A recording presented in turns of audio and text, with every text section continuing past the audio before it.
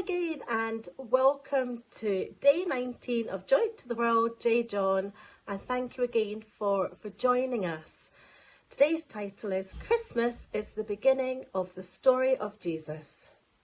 There is a story concerning the 19th century poet and playwright Oscar Wilde that goes like this. As a student at Oxford, Wilde was asked in an oral exam to translate a passage from the Greek original of the New Testament. The passage chosen was from the Trial of Jesus. An excellent linguist, Wilde translated the passage into English with speed and accuracy. The examiners, completely satisfied, told him that this was enough. Wilde, however, continued, and it was only after some time that the examiners finally managed to persuade him to stop. "Oh, do let me go on," said Wilde. "I want to see how it ends." The problem is that the story of Jesus is one that people have come to take for granted. They think that they know it all. But do they? Do you? Do I? One of the most important issues to do with the Nativity is that it is not an ending, but a beginning. To seriously ask the question, "I want to see how it ends," is actually a very sensible one. Jesus' birth at Bethlehem is just the beginning of the life of Christ, and it's important. It's even more important that we don't just stop there.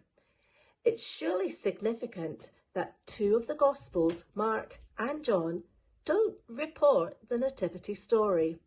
They start straight away with the life of Jesus. As we read the Gospels, we find that all the themes announced that at Christmas recur and are expanded on. We need to read the Gospels and see the man that the infant became.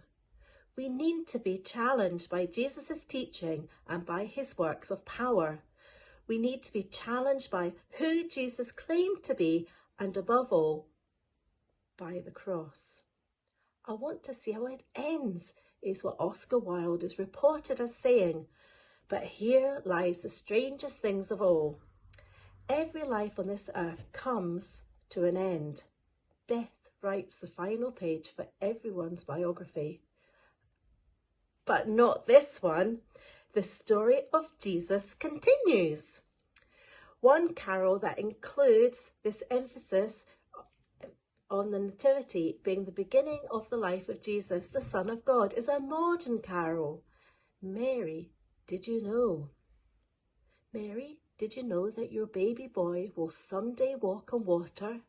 Mary, did you know that your baby boy will save our sons and daughters? Did you know that your baby boy has come to make you new? This child that you've delivered will soon deliver you. There's a fascinating phrase right at the start of the book of Acts, which is a sequel to Luke's Gospel. Without an apology or warning, Luke writes what is one of the most unusual things ever written. "In my former book, Theophilus, I write about all that Jesus began to do and to teach until the day he was taken up to heaven." Luke is saying that despite Jesus' death, his story is far from over. He has been raised from the dead and he continues to live and act.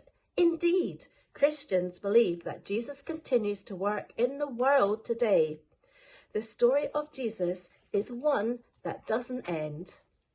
The really good news is that if we put our faith in Jesus, our story doesn't end either. All those who are connected to him by faith have lives that will not end with the grave. This is not simply wishful thinking. It is based on the many promises that Jesus gives about an unending life. To take one verse from many, we read in John's Gospel that Jesus said, "Very truly I tell you, whoever hears my word and believes him who sent me has eternal life and will not be judged, but has crossed over from death to life. The story of the stable and the manger are the beginning of what Hollywood called, for once without exaggeration, the greatest story ever told. The story of Jesus continues throughout the world today and will continue forever. His kingdom keeps going, and as it spreads, more and more people and nations are brought into it. The question we must all ask ourselves is this: have we been drawn into it? Have we accepted Christ and become part of the story that begins in Bethlehem but doesn't end ever? Thank you for listening. I hope you love this next song. The last verse: Mary, did you know that your baby boy is Lord of all creation? Mary, did you know that your baby boy will one day rule the nations? Did you know that the sleeping boy is heaven's perfect lamb?